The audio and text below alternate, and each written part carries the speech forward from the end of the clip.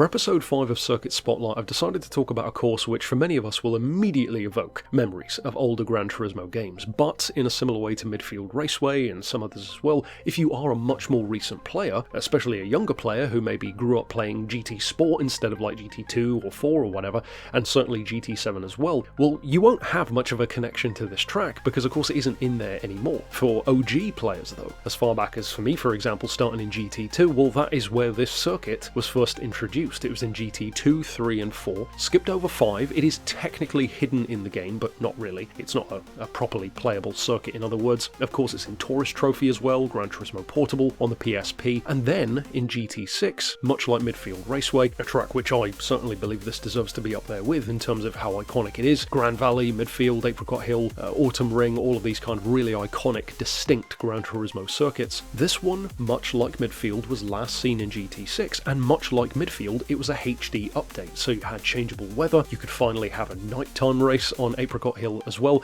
and this is one of the relatively few circuits which kind of stayed true to itself through the entire range of games that it's featured in. It hasn't visually changed too much. Probably one of the most notable changes was more out of bounds stuff. You used to be able to see a city off in the distance, then they changed it to mountains, but the kind of vibe of the track didn't really change all that much. The width of the road changed, but even then it didn't affect the corners themselves too much, more just the overtaking, and made the track feel a bit more realistic. But of course, as with a lot of games back on the PlayStation 1, they kind of had big wide open courses, and I think that was to try and make up for maybe the graphics being much more big and blocky, and also to give you more room to overtake, given the physics and clunkier controls of an older console, kind of Mario Kart style, but that's just conjecture, that's not necessarily a fact. The track itself, of course, is not very long, 14 turns, 2.4 miles, which is about 3.9 kilometers or just under, so it's not a particularly long circuit. Even in a road car, you're looking at a couple of minutes max, and this is one of those circuits which, much like many of the fan favourites, is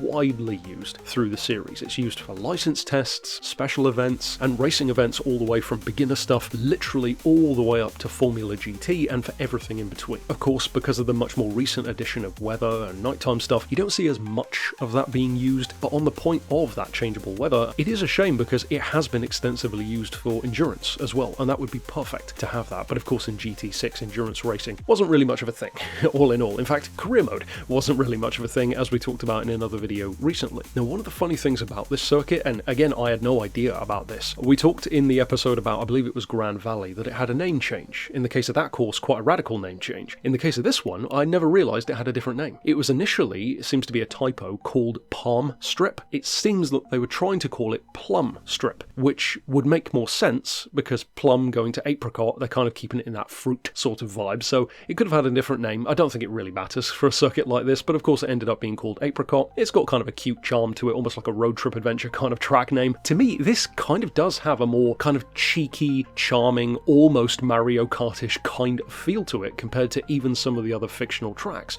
You've got some tracks which feel more mature and more like grown up, like Grand Valley. The track feels quite serious and, you know, we're going to do racing here. And then you've got Midfield, which is kind of middle ground. You can have fun, but then you can have some proper racing. And then Apricot Hill, it just feels so happy-go-lucky, like the weather's good, there's lots of sand and green, and it's wide open, and it feels fun. It's got a very clubman kind of vibe. Now, before we get to the point of our favourite turn, which of course will be last, and I'll flash up on screen all the different corner numbers, one interesting thing, if not the most interesting thing more recently about this, is of course it was technically included very overtly as a teaser in the Find Your Line trailer, and I'll include part of that trailer here in the video. It was outlined in the background, kind of flashed on screen here and there, and we've seen nothing since. What we can gather from that teaser is that regardless of if they either were or still are planning for it to arrive in GT7, or perhaps, as some things I believe probably will, at this point at least, be pushed back to the next game, it looks like it still has the same layout. Now, of course, a track layout isn't everything. You could have more of a visual change once you actually get there, but if they do keep that kind of track, and if that teaser is accurate to how it would look, that could mean, very, very high emphasis on could, that it might remain one of the more unchanged examples. And again, that kind of ties into a theory which I've had before about tracks like Midfield, where if you've updated it as recently as GT6, I don't necessarily see them completely changing it again. And what I'm talking about, of course, is how stuff like Trial Mountain, especially Grand Valley, even Deep Forest, were very heavily changed compared to what they used to look and feel like. Some more than others, but definitely the vibe is different for those of us who play the older and the newer. Deep Forest, for example, example, is wildly different in terms of its feel and its vibe, despite being clearly the same track. Trial Mountain gets off mostly unscathed, it's pretty accurate to the original. Of course, Grand Valley, as we all know, and we've talked about it in a previous episode, is wildly different compared to what it used to be, and this one, I believe, could have a chance to be quite similar. And the reason why I say that is because if you look at Apricot Hill, despite having that happy-go-lucky vibe, it's actually fairly visually minimal, which is sort of perfect, because I get the impression that they're kind of trying to make the tracks feel a bit more grown-up and allowed to be taken more seriously in the esports world. I think it's the same reason, to be honest, why they made the Red Bulls so much slower for racing, so it doesn't look quite as cartoonish in the esport live events and that kind of stuff, more like a closed-top Formula car kind of racing. And although that again is just a theory, a game theory, for me that is the kind of vibe I get from this track as well. I do believe that this could keep much of its original vibe in a similar way to how Midfield could. Whether or not that will happen, and it is curious if they don't add it, considering that we did have it teased quite clearly in that trailer, so ultimately we'll have to wait and see on that front. But to finally touch on our favourite turn, our favourite, corner, whatever you want to call it, even a section of corners it could be, well, I haven't mentioned it already, but this has never, to be honest, been one of my absolute favourite courses in Gran Turismo. I don't dislike the track, it was just a little too simple and a little too short for me. As I've said before, I like really big circuits like the Nordschleife, Sierra, that kind of stuff, and this is just too quick. My old man used to love this track, not entirely sure why, but he just really liked it. But for me, it was fine. Lower level stuff, but for high levels, the lap is just over so quickly. And for endurance racing, it can be fun, but in terms of corners, I think my favourites would probably be that compound corner right at the end between 12 and 13.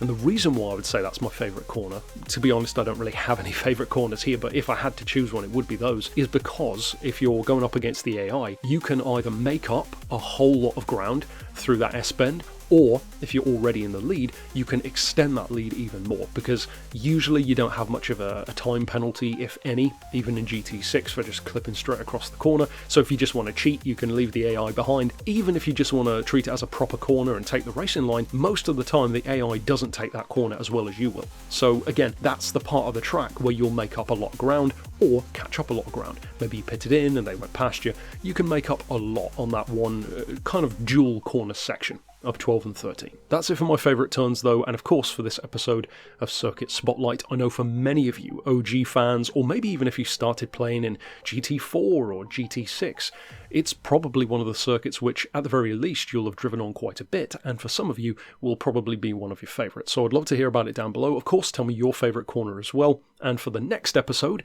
since we go back and forth with each odd episode being a Gran Turismo circuit, and then each even episode is a random circuit from some other game entirely, I have no idea what the next episode's going to be myself, but we'll have to wait and see. So stick around for that, of course, and thanks for watching.